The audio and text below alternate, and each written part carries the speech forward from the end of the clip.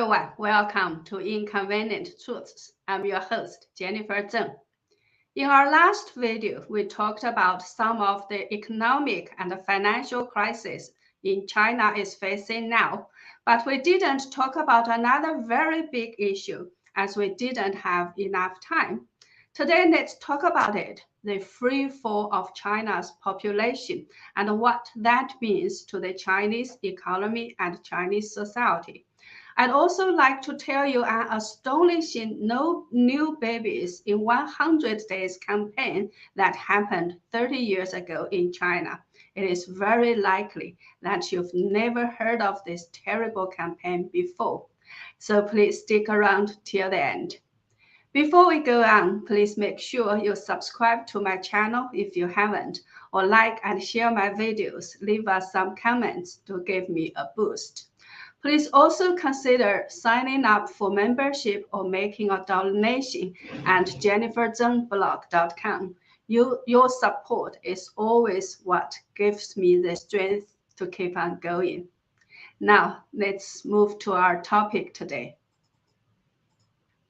I'm not sure whether you still remember that I did a program of China's population in May when the result of the last census was released.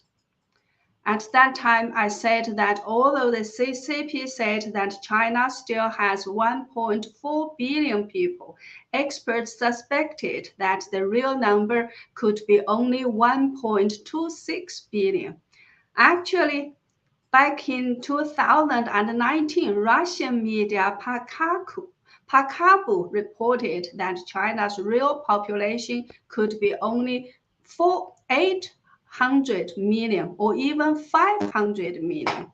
Recently, the CCP published its Statistical Yearbook 2021 and said that the birth rate of China was 8.52 per thousand in 2020, falling below 10 per thousand for the first time, with an annual natural population growth rate at only 1.45 per thousand. This is the lowest birth rate since 1962. Now, let's check these numbers. Past data shows that China's net annual population increase remained above 10 million in the 1990s. In 2000, for the first time in 39 years, the net population increase dropped to less than 10 million and 9.57 million. In 2010, the net population increase was only 6.41 million.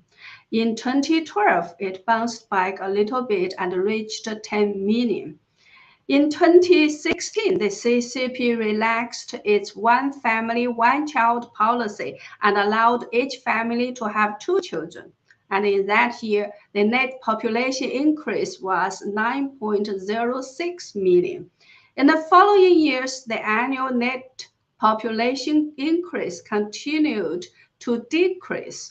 From 2017 to 2020, the net growth was 7.79 million, 5.3 million, 4.67 million, and 2.04 million, respectively.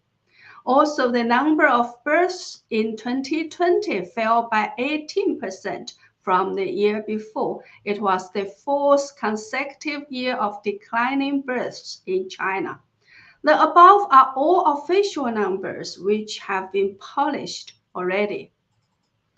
Now let's check some other figures from individual cities which can be more close to reality. Look at this picture. These are the numbers of new births in Shanghai City on January 1st of different years. So you can see in 1990, the total of new births was 2,784 on New Year's Day. 10 years later, in 2000, that number dropped to 1,148. That's less than a half. Then again, 10 years later, in 2010, it dropped to 380. This time, the drop was even worse. Then, 11 years later, on New Year's Day this year, in a city with a population of more than 22 million, only 27 new babies were born on that day. Isn't that terrifying? Now look at these numbers. They are the new births in 10 cities, either for the entire year of 2020 or in several months of 2020. The right column shows how much these numbers dropped from the same period in 2019. You can see in Guiyang City, the drop was as much as 31.9%, and in Taizhou City, the drop was as much as 32.6%. So that's how serious this situation is. To tackle this problem, in May this year, the CCP started to allow 3 children for each family and even eagerly encouraged people to have more children. Last month, the CCP's website China Report published an article called "To Implement the One Child, Three Children policy, party members and cadres should take actions." The article says every party member and cadre cannot not get married or have children for this or that subjective or objective reasons, nor can they have only 1 or 2 children for this or that reasons. The article also says that it is the responsibility of every party member and cadre to implement the one child, 3 children policy for the sake of the nation's population development, etc. The article further stresses that it is true that some party members and cadres don't have the conditions to have children because of their age or health, but they can actively take the initiative to educate, guide, and facilitate their family members or people around them to actively and consciously implement the one child, 3 children birth policy. Never let your family or people around you not get married, not have children, and never let your family or people around you have only 1 or 2 children under this or that excuses. So this article actually requires all party members and government officials to have 3 children. If they are too old to make more new babies, they need to make all their family members and people around them to have at least 3 children. 1 or 2 are not good enough. Quite ridiculous, right? This article later got deleted after receiving too many negative comments. Several days ago, Washington Post published a story entitled "In Need of a Baby Boom, China Clamps Down on Vasectomies." So this article says that hospitals in China are prohibited from performing vasectomies to people, or they will require documents to show that you already have children before the hospital can perform the surgery on you. A 30-year-old man visited 6 hospitals in his home city in Fujian province before finding one over 1,200 miles away in Chengdu City in Sichuan province that would perform a vasectomy. After his surgery in March, he posted the hospital's details on an online forum, but heard from another user that the hospital had since stopped offering the surgery. The report also says some young couples don't plan to have children at all. Since the one-child policy was implemented about 40 years ago, many Chinese people have gotten accustomed to the idea of one family having only one child. So right now, there are about 176 million people in China who are the only child in their families. If these people marry and are forced to have 3 children now, that means they have 4 parents and 3 children to support. Some of these people say, I dare not to become sick, to be poor, or leave my hometown to get married, etc., as my parents only have me and entirely rely on me. You know, in China, many elderly people don't have pensions. Even if they do, they depend on their family members if they get sick. You cannot rely on hospitals to take care of their patients. Hospitals in China are a disaster for ordinary Chinese. So this is the situation after 40 years of a one-child policy. Sometimes you really cannot understand the CCP's mentality or logic. 40 years ago, China's population was 900 million, and the CCP said, no, we've already got too many people to support. Now our country won't be able to take any more. So in 1982, the one-child policy became a basic state policy in China, and it was a criminal offense if you dared to have more than one child. However, 40 years later, when China is said to have 1.4 billion people, the CCP says now every family must have 3 children. We need more babies. So what is the logic? 30 years ago, in 1991, there was a very famous No New Babies in 100 Days campaign in several counties in Shandong province in China. So look at this picture. This is Zeng Zhaoqi, the party secretary of Guan County of Shandong province in 1991. On April 26th of that year, he held a meeting and required all the party branches to ensure that no children would be born in the county from May the 1st to August the 10th. May the 1st to August the 10th is exactly 100 days, so it was called the No New Babies in 100 Days campaign. Zeng Zhaoqi said the reason for launching this campaign was that Guan County ranked last in terms of controlling the population, and he was given a yellow card warning by the party. In order to become the #1 county within 1 year, this campaign must be carried out. 22 township-level party secretaries at the meeting were required to state their position on this. 2 party secretaries said they were afraid that they could not accomplish this task. They were immediately handcuffed and escorted off the venue.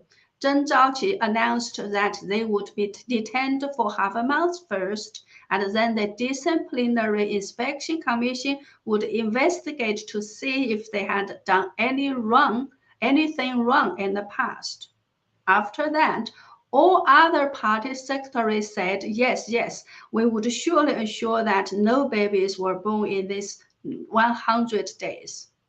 So immediately after that meeting, many new tents were set up on the streets. These were the temporary places for doctors to perform abortions and sterilizations. Some women were taken to nearby counties and cities, and the doctors in Guan County couldn't handle so many operations. The number of abortions and induced births was so large that it was impossible to deal with the bodies properly. So the dead babies were thrown into several deep wells next to the boiler room of the county hospital, and the 10-meter deep wells were soon filled with the bodies of the babies. According to local residents, these wells still had a very strong odor of decay even after several years. Also, local residents could sometimes see wild dogs running around with the bodies of babies in their mouths. Those who were forced to abort included pregnant women who were more than 7 months pregnant or even about to give birth. Some of the babies were still alive when they were forcibly induced. They were immediately given a shot in the head and died after a few kicks of their small legs. Some of the mothers were driven into insanity when they saw this scene. And how about those babies who were naturally born nevertheless? The answer was, strangle them as soon as they are born. I do have a few photos showing the bodies of the babies piling up near the so-called family plan offices at that time. But I don't want to show them here. For one, they are too terrible to look at. For two, I don't want my video to be censored again because of these terrible photos. If you do want to look at these pictures, please leave me a comment so that I can consider whether to post them in the community area of my channel later. It was estimated that at least tens of thousands of babies were killed during that campaign, but the lives of those tens of thousands of babies paved the way for the promotion of Zeng as well as Bai Zhigang, the party secretary of Shen County in Shandong province, which adopted a similar campaign. 1 year of this No New Babies in 100 Days campaign in 1992, Zeng Zhaoqi was promoted to deputy secretary of the Liaocheng Prefectural Party Committee. He got several more promotions until he became the director of the Shandong Province State-Owned Assets Commission. The most astonishing and ridiculous thing is, after leaving his last post, Zeng Zhaoqi later became the deputy director of the Office of Shandong Provincial Working Committee for the Care of the Next Generation. Zeng Zhaoqi is 75 years old now and is enjoying his retirement life as a high-ranking CCP official at the expense of the lives of tens of thousands of babies.